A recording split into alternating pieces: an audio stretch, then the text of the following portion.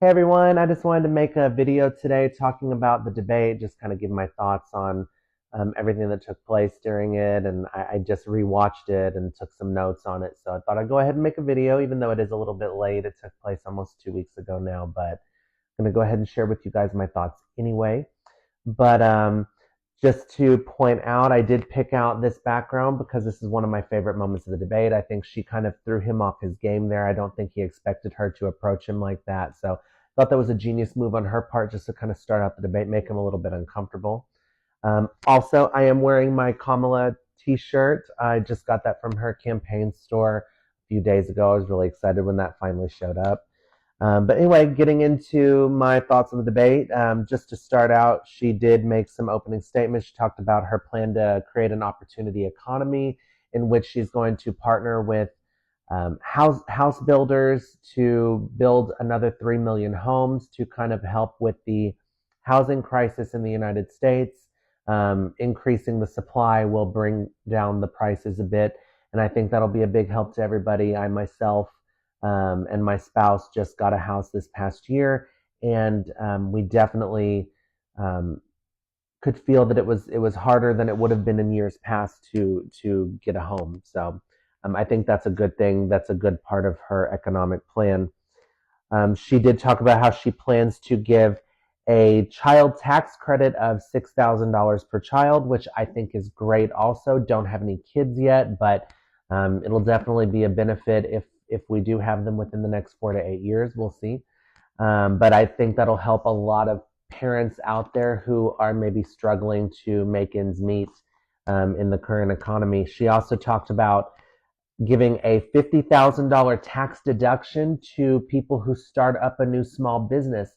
Another great idea because that'll benefit even people like myself, because hopefully in the next 4 to 8 years, my spouse and I will be able to start our own company. We have some ideas, and hopefully we'll be able to make something come out of that.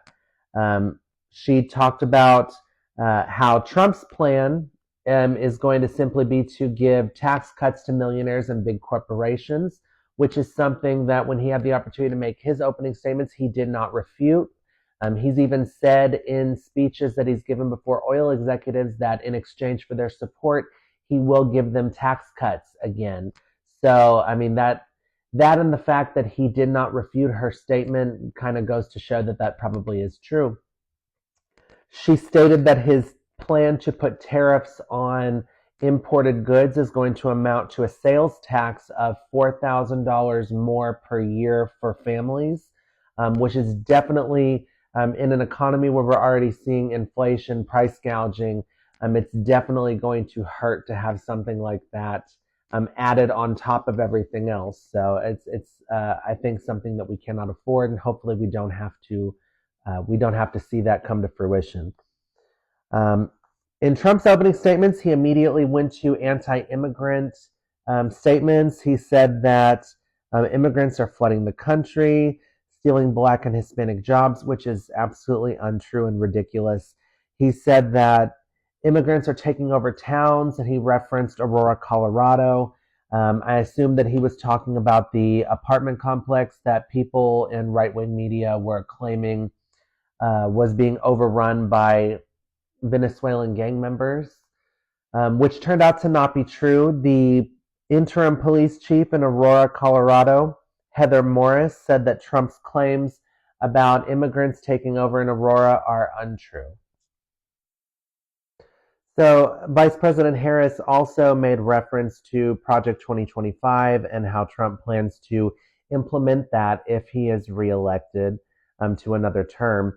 Trump claimed that he has never even read Project 2025 and has nothing to do with it. That is a lie.